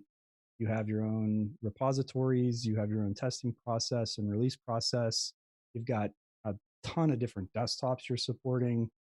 So maybe throughout all of that, were there any surprises in terms of, was it way more difficult than you expected? Was it, rewarding? Was it, what has motivated you and kept you going to do this?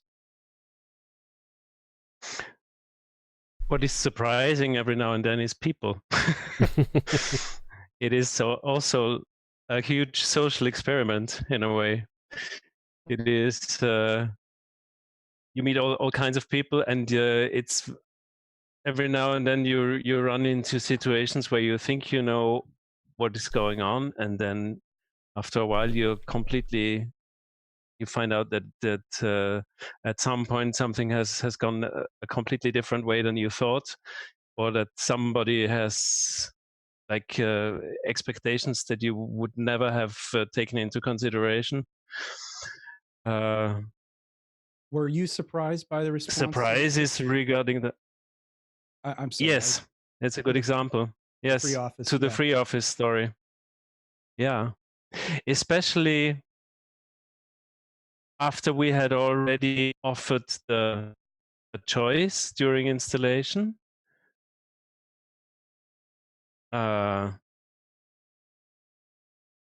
Yeah, the amount of the reaction was surprising, but not only in a bad way. It was also to see how much people really care about what they associate with their distribution, and how hurt they are if they have the feeling that something opposes their image of what they are using. That was in a way also really touching.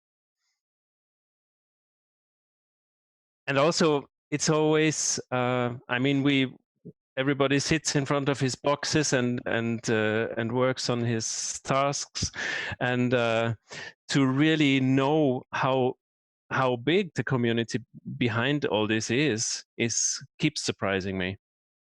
Something you think is a small change. How huge this has grown. Also, how I mean, when you're in the forum and you ask a question and in half an hour you have 5 answers from 5 different people, it is amazing. It has grown so fast and so much. Cool. That's From a development point of view, I don't know about surprises. Nothing I could think of right now. Just so that we do have a little bit of balance to the previous discussion, I'm one of those people who actually believe you could bring a new user from Windows and pop them on Manjaro and they wouldn't have a problem. I think a lot of our fears, and by ours I mean the Linux community that's always there, is we know the things that can go wrong with Arch. We have a deep-rooted concern about, and I've never had it and I've used it for about 4 years, Arch breaks. Arch breaks all the time. It's a real pain. It's a rolling release. You should never give it to a new user. Absolute poppycock. Pop Manjaro on, teach them to update it once a week. They won't have a problem. Or if they do have a problem, it will be very, very easily fixed by people in the forum. Yes, they have to have a different mindset. And we talked about it last week. They will never update because they're Windows users and they just don't think like that. But you could pop them on Manjaro and I would have absolutely no problem supporting them. I think it's a great distro. And yes, a lot of people don't think that way, but I think Dave Dreaming Wolf does, because I think we were the only 2 people last week who said, yes, you can use it.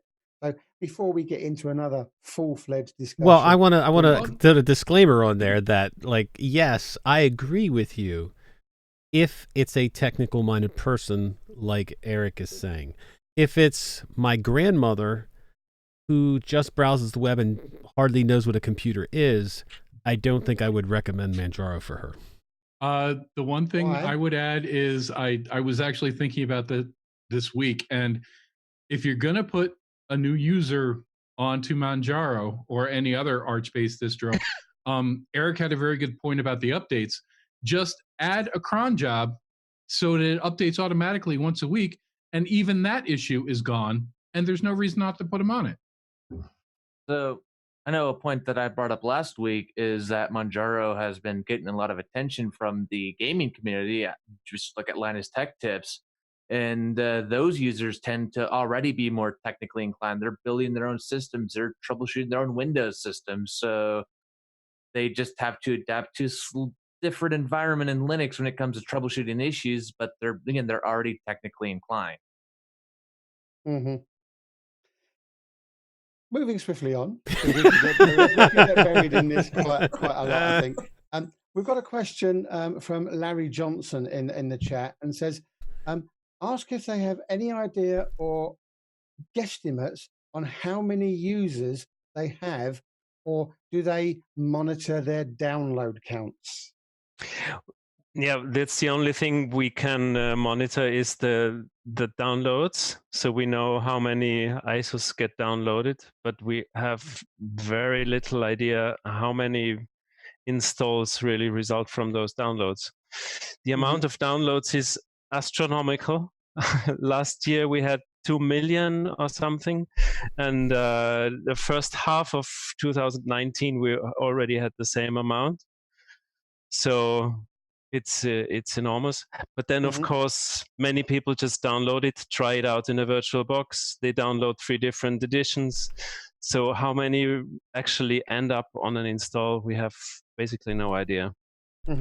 Well, to give a slight twist on that, how much bigger has the forum grown over the last couple of years? Because those people must surely be sticking around if they're participating in the forums. Yeah, it has multiplied. If Philip is still awake, he knows some numbers maybe. But I know that just recently, especially after the company announcement, we had to update the server because it broke down totally. But also regular users, there are a lot. I can try to find out.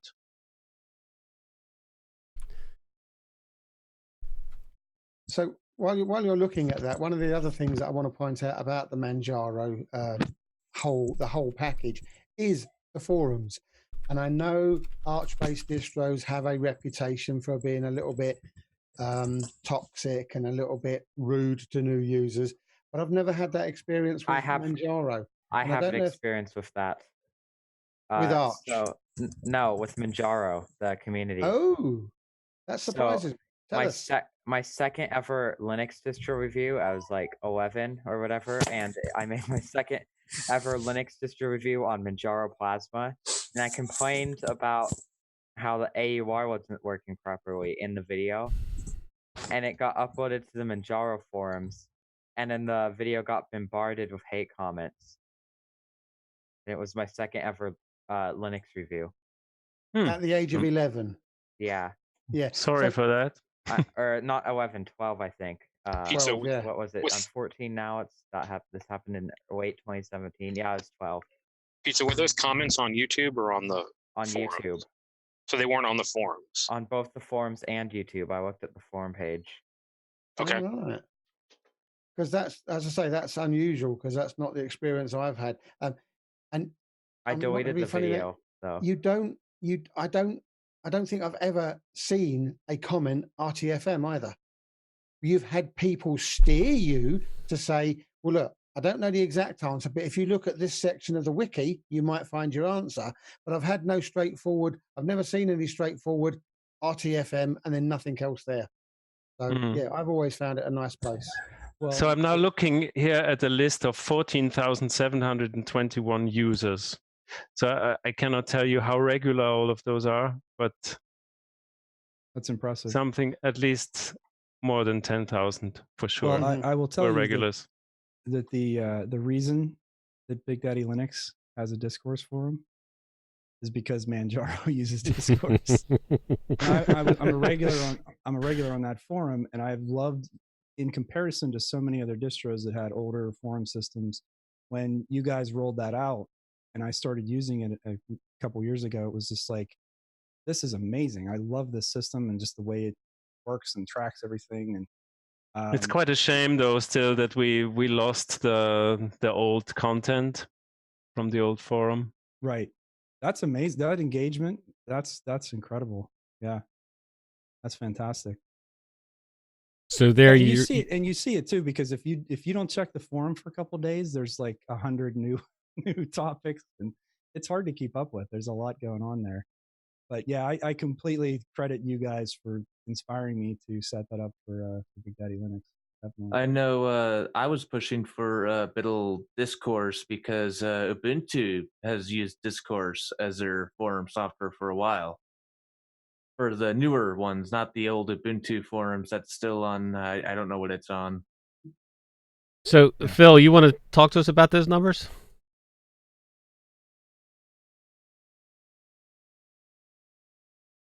Well, I'm sorry, I'm not Phil. Yeah, he's trying to show me something. I'm not sure. Well, I think he was now my microphone works. Yay! It does. In a second. Wrong. Just welcome stuff. Wait a sec. I found the forum post I was talking about, but the video's taken down, so there's no longer the comments. Now, there's only about 2 forum posts, like main forum posts on it, but let me tell you, the comment section of that video kind of discouraged me from doing YouTube, to be honest. Well, don't let it, Pizza. Don't let it. Well, I was only 12. YouTube can be quite harsh. Can be? It can. It is a harsh place, so you can't let it get to you. Yeah. Oh, I was only 12. I don't care about hate comments now. I just delete them. But back So then, now, I hope you can see it now. Yeah, we can see it, Phil. So this is yesterday. So we had 48,082 progress in the forum, and yesterday we had 31,403 users logged in, and we have 82,559 anonymous users daily looking in our forums. So the red ones are the crawlers, and the green ones here, that's the regular users. So you can see here, a lot of anonymous users just browsing the forums from outside are also there. That is some quite impressive numbers there. Is there a way you could like put it to like all time and see how it's grown over the years? Yeah, I can do that. I can go for the year.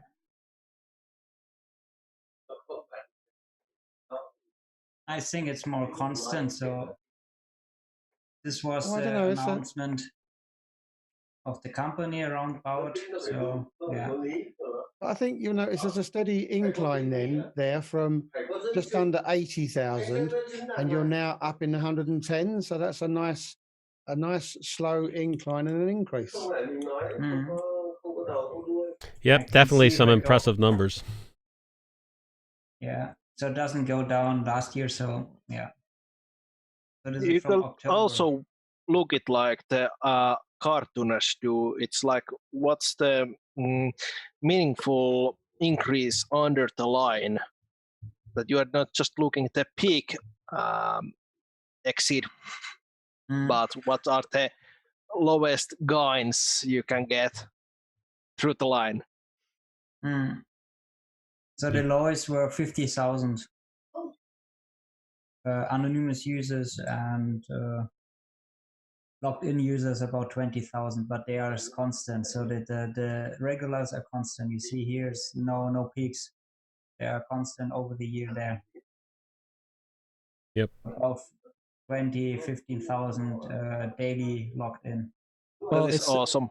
It's still healthy, and I'll tell you what. In terms of just being a resource, I know people put a lot of stock into wikis and documentation and things like that, but for me in particular, and especially things like the releases, the announcement pages, things like that, the discourse forum has been an absolute treasure trove of information. I've learned so much about not just Manjaro but Arch in general from this forum, so it's a fantastic resource. Yeah, we see also what is interesting. Deepin is interesting, GNOME is interesting, NVIDIA is interesting, Kernel is interesting. That's the search terms we have in the forums. Obviously, Deepin is pretty popular, huh? It seems so. Too bad. Yeah, too bad.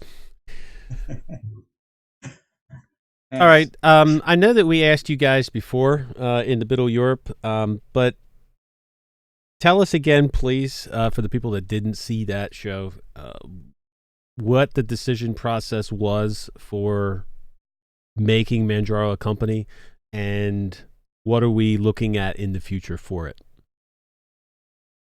Well, it took us a while to find the right partner, because it's always hard to do whatever you do as a hobby and then make the next step and make a company out of it. You have to have the right partners who understands you, A, and B, have the same vision as you have. So after we founded with Blue Systems, we went on and started as me and Bernard being the first ones employed. And the take is that more of our developers already currently working in their free time might either get project-based paid, or if possible, we will start to employ them as well. So for that, yeah, we will see how we go with that.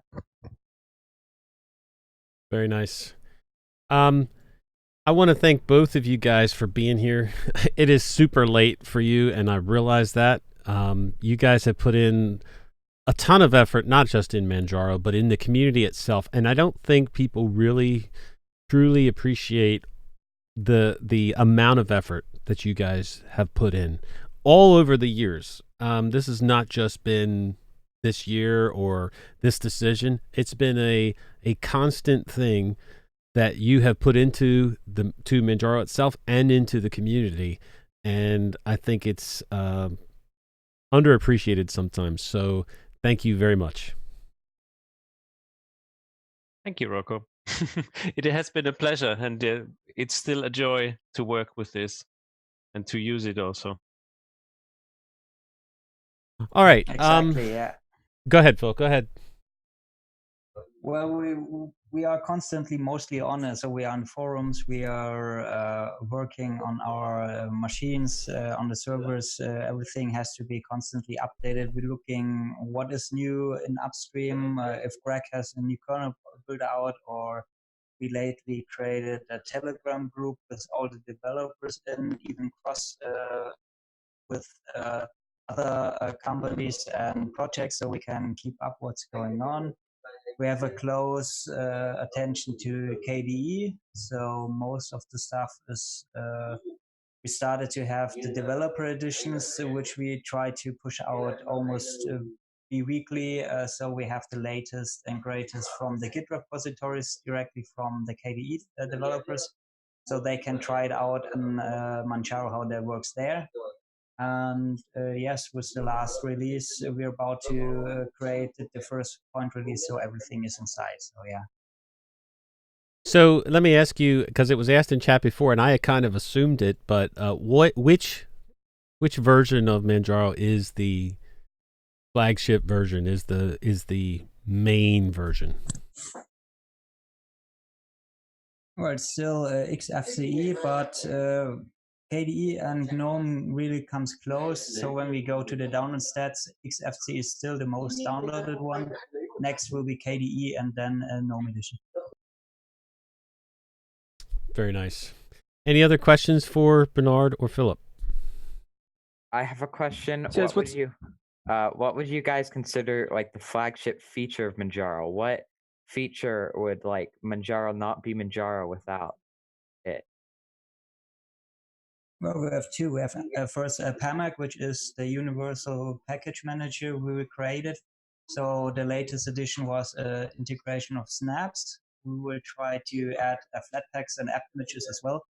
And most people don't know that PAMAC also works in the terminal. So you simply type in PAMAC install and the package name, and it will install like the syntax of Debian. So most people know that, and we consider, okay, make it simple and adopt that as well to the Arch forum. And the settings manager for changing the kernel is a feature that we get a lot of feedback for. Yeah, People this love it. last thing I discovered with the GNOME installation, because it's kind of buried in there, but you do find it, because I did bring up there is 4 setting menus within the GNOME desktop and Manjaro configuration. Well, and for what it's worth, it's part of the KDE Plasma settings panel too, which is pretty cool. Yep. I like that. Yeah, we integrated in KDE settings. So this was one we managed. The other things we have to see, I think, in XFCE settings partly. But yes, GNOME has too many setting managers around, because actually GNOME you shouldn't even change, because it's more like the Mac-like the in the Linux world. Well, yeah, in Cinnamon it was also a little easier. We have it there in the settings Well, you directly. guys don't necessarily have to combine them together to make one settings box, but you can group them together in areas where you see these, so you see all of them together, so you can pick which one you want to click on to work with. Yeah, maybe add like a folder in the GNOME applications manager thing. Since there's like folders for categories and stuff, have a folder for settings. You know, there's one more thing too that I would say is very unique in my opinion, is the initial boot, where you can pick your language, your time zone, and whether or not you're using the free and non-free drivers. I really like having those choices. Yep. Yeah. So that's what Ivan meant, I think. Yeah. The only other one I've seen like that is MX. If you choose the right option, you can then go and pick all your languages and the other bits and pieces. The only thing that MX doesn't do, which is a must, is the NVIDIA drivers. Or I should say non-free drivers. Philip, I got to ask you, because there's a lot of extensions installed by default in the GNOME version, but not all of them are enabled. So is there a reason for that? Well, Stefano decided which extensions are enabled and which are not. We don't want it to be a stock GNOME, so we added some twists so it be unique to Manjaro itself. But if there are some extension missing or too much extension enabled by default, let us know and we will change it. Okay. Any other questions for Philip and Bernard? I was going to say, from a personal-ish question, your experience with running Manjaro now, obviously there's been some negatives. We've talked about those. Some people like being passionate, maybe against your will. How do you manage the negative comments, like when people are highly critical toward you? Well, it depends. If you see the internet or follow every news, then some people are always the loudest and they speak up, sometimes in the wrong direction. But if we see at our community, if something is wrong against the Manjaro itself, the community stands up and stays behind us, even as we are now becoming a company. The community is still strong and still soldiers on and holds the walls up so that nothing bad can happen. And this reflects as well to us. So Manjaro itself should and will be community driven always. For me, it's a huge learning process the whole time, how you react to what comes back. And of course, the two different levels. If there are difficult communications inside the team, it's a completely different situation than if it's in the forum, somebody having a I mean, if it's criticism in the sense of this should be changed, I would like this better, then it's constructive, right? But if it's just a bad in a spreading bad mood, or if there I cannot think of the right words now. It's too late. Somebody who just wants to kick your kittens. Yeah, but the good thing about forum posts is that you have a first reaction and then you can sit back and then you can think about it. It's not like a completely direct conversation, but it's for me it's a good opportunity to watch also my own reactions and to see what is my first impulse and what would be a good reaction and what would be a helpful reaction, and often no reaction is also a good reaction. You are right there. You have to learn to ignore certain stuff, even if sometimes it's the stronger position to just not comment, or to take a post and decide on which sentences you are going to comment and which ones you are deliberately ignoring. So it will be even clearer that you have read it and you're not commenting on it. So it's as I said, it's a social experiment also, and it's also a process of growing as a human being and of learning with your communication. One of the themes, but criticism, of course, criticism is important. It helps growing, and also what Zebedee said about the amount of little tweaks and twists and all the little things we supposedly know about the OS. It's actually a collection through many years, because the most hidden problem somebody probably has run into it maybe a few years ago, but then we have integrated it somewhere in a config, and it's more often than ever I go through a config file and I think, why is this there? And then sometimes it takes a while to find out why it actually has been added. So it's really a community effort also. It's like a collective growing also. And of course, when you install from scratch, then everything is not there.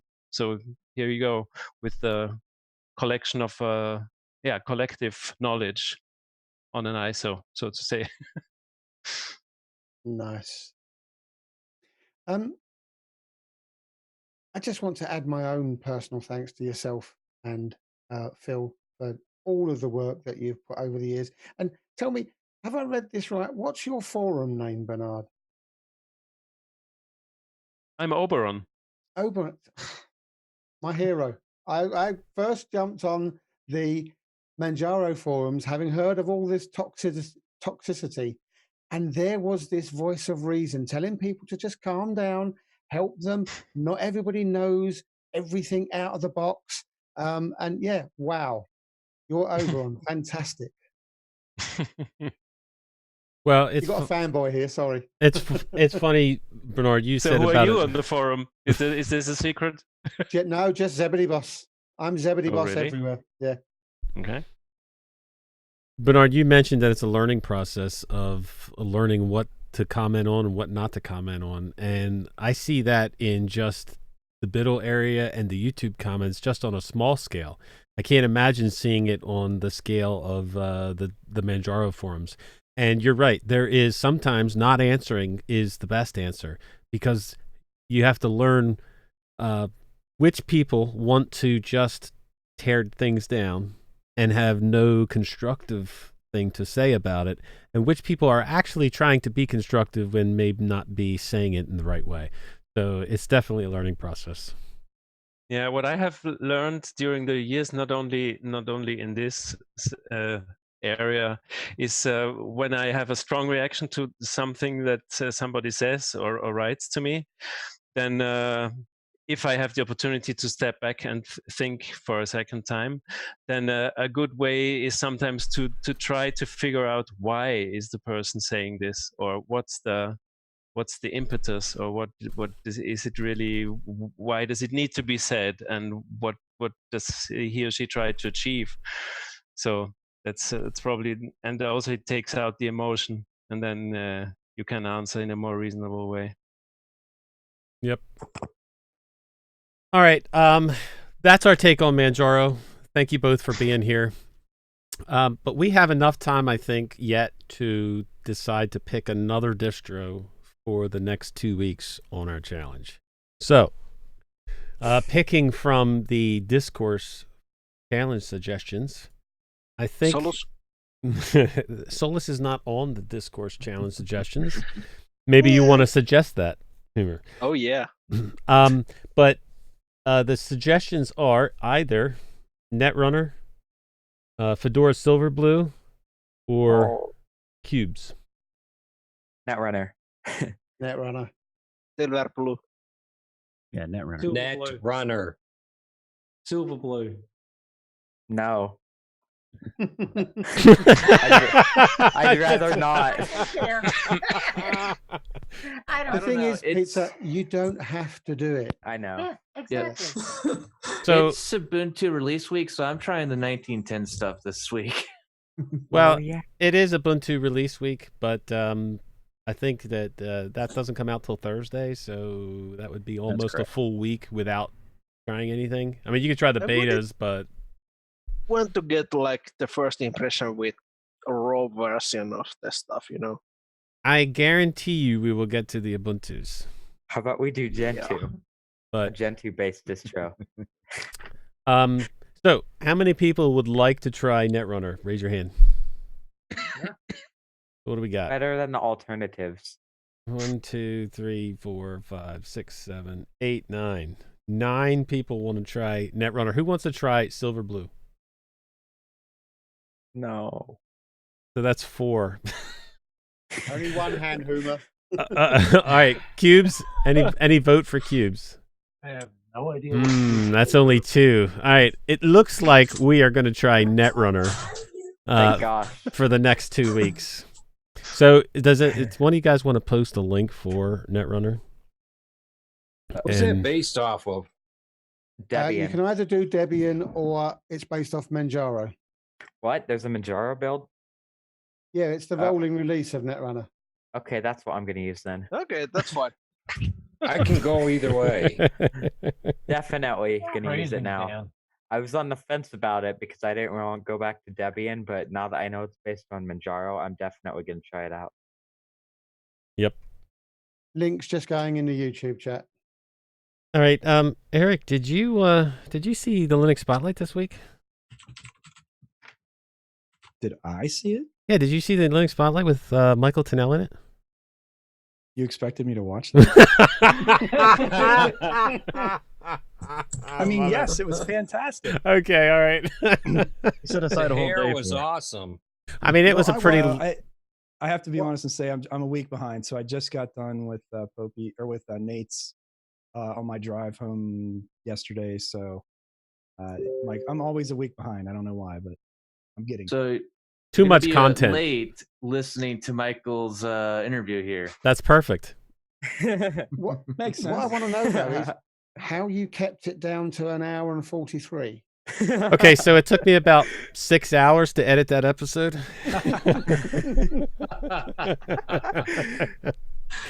But anyway, we are going to see. Well, Michael Tennell was this week's, obviously. Next Wednesday at 6 a.m., we are going to see Jill Bryant's Linux Spotlight. Do you guys know Michael's stream record? Because the other about 2 weeks ago, I did a birthday live stream, and Fair No Less said I beat his record, but I highly doubt that. Michael's done about 10 hours, I think, in one go. He did over 9 hours one day, I know, Yep. because I caught the beginning and the end of it. That's ridiculous. Yeah, I did a 7-hour stream, and the Fair No Less dev said I beat Michael, so not even close. No, not quite, unfortunately. Yeah, nearly there. Okay. Try again. Well, my parents would hopefully probably kick me out of my room if I streamed for like more than 10 hours. Hopefully, Bernard and Philip each will be on the Linux Spotlight sooner or later. So we hope to have That'd that. be awesome. Yep. That runner only comes in plasma, right? What's wrong with Plasma, Dan? So, I'm just making sure there's no other options. All right. Does anybody have anything they want to bring up before we go? Yes, you do, Barbara. No, I just talked to Rocco about it, and we'll do it next time. Yeah, look. I mean, I would We're love. putting it off again. Look. Yes, we are. Not a big deal, guys. We're putting it off again because look, this is a great topic to talk about. It will have great content in it. So we were going to talk about our 5 favorite top podcasts. They'll most likely a lot of them will be Linux related. Some of them won't. But it will be some great content, and I don't think it deserves more than a 5-minute conversation, is what I'm saying. So. Trouble is, by the time we actually get to it, half the podcasts are going to be off the air. Come on, Dave. Next week, they won't be off the air next week. God. the best ones survive. No, that would be if it were up to Michael. Yeah, exactly. But we will save that one for next round, and we'll give it some the attention that it deserves. So I will also say for the next round, Ted. Now I'll just spend the rest of the stream coming up with Ubuntu 20.04 code names. I do have something I would like to mention, Rock. Ferocious ferret. Bill, do it, brother. So Tyler mentioned it, and obviously it's a known issue that 1910 will come out next week. If you use Ubuntu, I suggest and urge you to do some ISO testing. If you use one of the distros and something is going to come out that doesn't work for you, it's a lot better if you get it now before it gets released. So don't do the betas, do the dailies, because a lot of the issues that have been seen since the betas have been fixed, and those necessarily don't apply anymore. The final release is coming this weekend, the final test. Look at it. If you need some help in doing bugs, I know I'm available to walk you through it. Dan is. Popey is available. Popey's done a bunch of videos this weekend showing you how to do a lot of these things, walking you through the steps of testing. It's a great opportunity to give back to the community, and especially if you use these distros, test them so that when they come out, it's not you, the person going, this doesn't work and I'm angry, but what did you do about it? Did you look? Because people will do that. And we cannot test every possible hardware configuration that people have. Please test, give us feedback, let us know, and we will try to fix things before they get released. I've just put a link to Popey's videos, because if anybody's sitting there thinking, I don't know what to do when I test a distro, watch one of his streams. It's half an hour and it's really simple. It's nothing complicated. It's literally install the distro, whether you do it on hard metal or a VM, and just see if it works for your equipment. Or did you spot something? I know it sounds silly, but these guys are looking so deep and so hard, they might spot something really, really obvious. Or And they you might have to admit, miss something. Yeah. you have to admit that it's very entertaining that as he goes, he's like, well, I don't like that. I'm going to tell him to fix that. Like, Yeah. he's very Yeah. candid as he finds things. He's like, I don't like that, you know? And what was also really interesting is he's an Ubuntu employee, but loads of the questions he was like, I don't know. I don't work on that. I don't know. And he's really open and honest about what he's discussing. But half an hour, you can put in a positive test and literally you go, failed, passed, I don't know. And you write a little comment and submit it, done. And it's another tick in their box to say, and obviously you need to try and let them know what type of equipment you're running on. So that all helps. Does it work on this type of kit? Really simple to do. Mm-hmm. And on that note, if you find a bug, it's not like you're saying you guys suck and you're terrible. We need to know that you're seeing these bugs, because just like that whole thing, if we don't know, we can't fix it. Absolutely. Well said. Very nice. All right. We got to wrap it up. We're like almost out of time, dude. So we got to wrap it up. PZ, last word. Last words. I really enjoyed the Manjaro challenge. As I say, it's been something that I've been using on and off now for 4 years. Those of you who don't know me, i.e. Bernard and Phil, my main distro is Peppermint OS. Don't ask me to explain why. It just works. Now, if Peppermint fell over tomorrow and never came back up again, I would have a real hard time choosing the distro. But Manjaro would be up there as to one of the ones that overtook it. So fantastic job. Thank you very much indeed. And as always, Rocco, thank you for putting on the show. This is my highlight of the week. I love coming on here. Much appreciated. Dan, last word. Thanks as always, Rocco. And thanks to the Manjaro development team. Excellent distribution. It was a great week. A lot of fun testing that. So, yeah, look forward to the next biddle. Tyler, last word. Thank you for hosting the show every week. I enjoyed taking part. Manjaro was a fun test, but personally for me, I'm looking forward to testing out the new Ubuntu releases coming out this next week. So I'm hoping either tonight or tomorrow night I can get around to trying some of these different flavors and giving feedback to the development team before release. Nate, last word. Thanks once again for putting this on. I really enjoy this group of nerds. I mean that in a positive way. And I look forward to next week. Tony, last word. Thanks for doing this again, Rocker. Sorry I missed last week. I'll try not to let that happen again. I'll say. And I'll try to make sure the European one is fixed on my calendar properly, so I don't forget that either. I'd like to say thanks to the Manjaro team. It's a fantastic distro. I've used it an awful lot, and I'll probably end up going back to it. But at the moment, I'm still on MX Linux. That's 4 weeks now. That's got to be a Guinness Book of Records for me. And I look forward to next week's show, and hopefully I'll get a chance to download and try the Netrunner version. Very nice. Bernard, last word. Well, it has been a great pleasure again. Thank you for having us and for welcoming us so nicely, and also for feedback. Yes, it was really a great pleasure for me. Thank you. Chris, last word. I've got very few this week, other than hope everybody had a great week, and everybody's going to have a great week to come.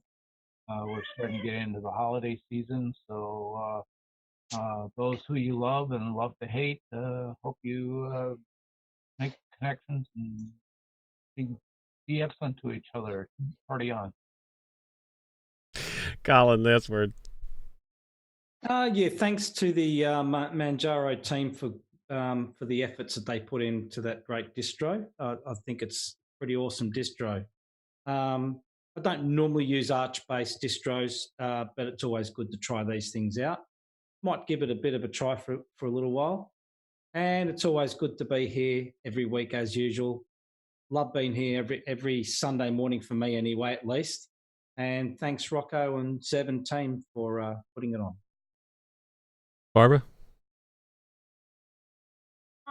Rocco, as always, I want to thank all you guys, and I just always enjoy this every week. It is my only love that I have. So thanks, everybody. We're glad to have you, Barb. Thanks. Phil, last word.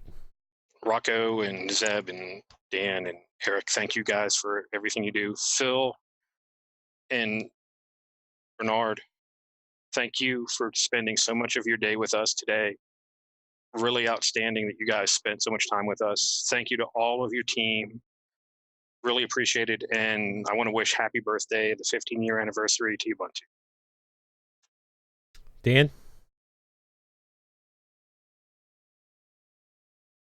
Rocco, thank you for the show today, and thanks to the Manjaro team. I really enjoyed your distro. I think it's a really good idea that you added snaps and flat packs to your distro, where others are taking sources of getting software out of their distros. You guys are increasing the avenues of getting new software and places to get it. So, and all that said, thanks. Steve, last word.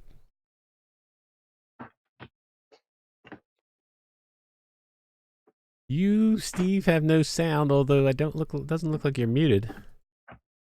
Pulse audio. Yep. Pulse audio. Yeah. Maybe his mic is muted because there's that mute or something. Maybe it's his system. All right, we'll get back around to you, Steve. Humor, last word. Humor's muted. Try it now, dude. Thank you, everybody. Awesome show. Been playing a lot of D&D 5th edition. Great fun. Yeah, awesome. Buster, what's the Deviant 10 is awesome. Also, Solus is awesome. Life is awesome. Thank you. Derek, you are awesome. No, thank you. Great show, Rocco. Thanks for letting me hang out. Thanks, Phil and Bernard and everybody that works on Manjaro. It's an amazing distribution. Also want to say holiday weekend here in the U.S. Happy Columbus Day on Monday. And, of course, to our friends in the North, Canadian Thanksgiving. Yep. It's good to see you, Derek. Good to see you. Benjamin? Thanks for having me. Thanks to the Manjaro team for coming out. It is one of my favorite distributions out there. And I'm not kidding. When this art system eventually breaks someday, Manjaro knows what I'm going to be putting on it. It's all the benefits of Arch, but very smooth. Oh, I like it. Yes. All right. Ivan, last word. Thank you as always, Rocco, and everybody. This is a great opportunity to talk about Linux and feeling among family. So I really appreciate this. Very nice. And everybody taking the time for that. Pizza, last word. Thank you for the stream. I thank you to the Manjaro developers. It's a great distro. It's one of, as I said earlier, it's probably the least bug-free distro for desktops, and it's one of the only Plasma versions I'd recommend right now. It's a great distro, and I hope to see you guys next week. Dave? Thank you, Rocco, Zeb, Dan, and Eric for the space. Thank you all for being my lug. Thank you, Bernard and Phil, for a fabulous Arch distro that allowed me to stretch my wings and try something new. That Arch thing that I'd never been to before. By the way, I run Arch. Right. Thank you all. See you next week. by the way. Eric, last word. I'm glad we got you out of your comfort zone, Dave. It's good to know. Thanks, Rocco and Zeb, Dan, and everybody for being here. As Nate said, this is the group of people that I can have a coherent conversation, and you don't all look at me like I'm insane because what's Linux and why do you like computers? A little bit of shameless promotion. I'm doing a stream with Surge in a little over 12 hours. Oh my. Tomorrow morning at 10:30 Eastern, we're going to look at the calc a little more, LibreOffice. So if you want to do some Sunday morning spreadsheets, come and say hi, and we'll probably do a couple hours on that. Should put a link in the YouTube chat for your channel, Eric. Okay. We lost Phil, and we lost. Hang on, I'm just about to let Phil back in again. He dropped off.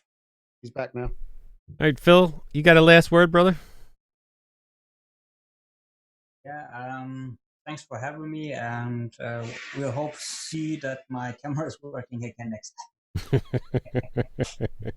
Well, look, I mean, I know this, I know you're here because of we were checking out Manjaro, but you're always welcome if you can't sleep at night on a Saturday, or if you want to join the Biddle Europe just to talk Linux, that's fine too. So you're always welcome.